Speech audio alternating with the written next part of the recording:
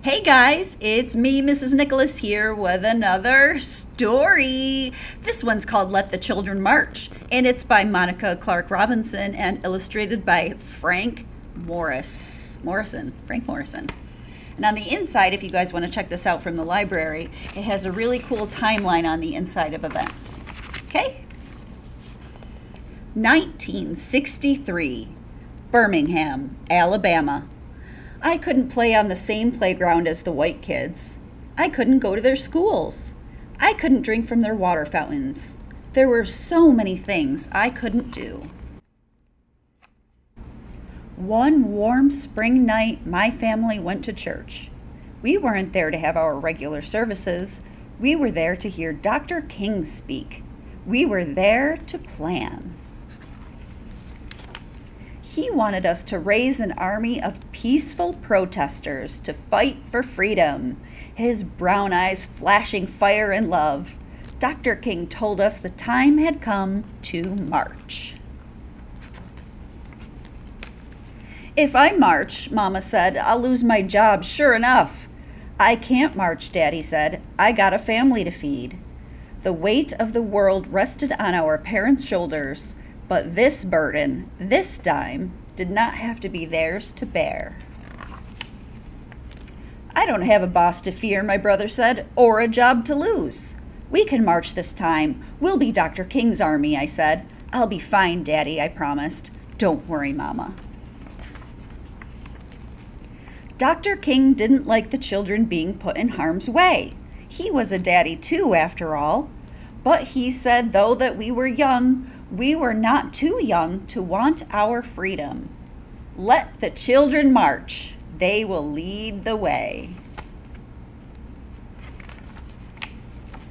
On May 2nd, a sunny Thursday, boys and girls, brothers and sisters, cousins and friends, we all met at the church dressed in our best, feet ready. In a silence so loud that all I could hear was my racing heart, we began to walk. Hand in hand we marched, so frightened, yet certain of what was right for freedom. The path may be long and troubled, but I'm gonna walk on.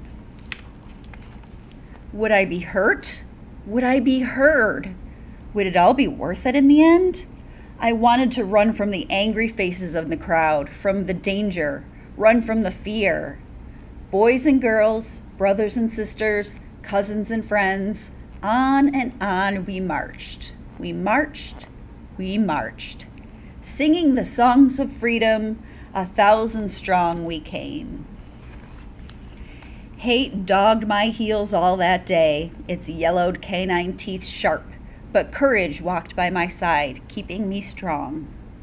Disperse or you'll be jailed, the police shouted the first day. Disperse or you'll get wet, the police shouted the second day. Disperse or we'll release the dogs, the police shouted the third day. We did not disperse. We kept on marching. We wouldn't stop until things started to change. Hundreds of us went to jail the first day, and even more on the second. My turn wasn't until the third. After I was sprayed by water stronger than anything I've ever felt, rough hands pushed me forward and I fell to my knees in the police wagon. I was going to jail. Dr. King reassured our parents. Don't worry about your children, he said. They're going to be all right. Don't hold them back if they want to go to jail. For they are doing a job for not only themselves, but for all of America and all of mankind. That night, crowded into a cell too small for even half of the kids, we sang, "We shall overcome," "Ain't gonna let nobody turn me round," and "Freedom is coming." Our parents couldn't be there with us, but still we sang, wrapped in the proud and loving arms of our ancestors. I was still in jail, but we heard that the next day and the next, more kids marched. The water hoses they used to sting us could not stop our fierce tide. The path may be long and troubled, but I'm gonna walk on. Turn the other cheek, we had been taught. Show love where there is hate. The world watched as hate bruised us, but for 7 days we walked only in love. The jails swelled to bursting, and even President Kennedy took notice. Daddy said the president received letters and calls about us from all over the world.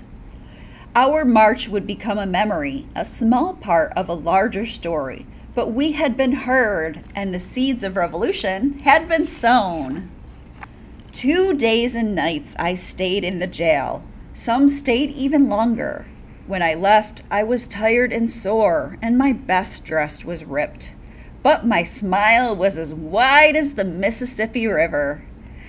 I had made a difference.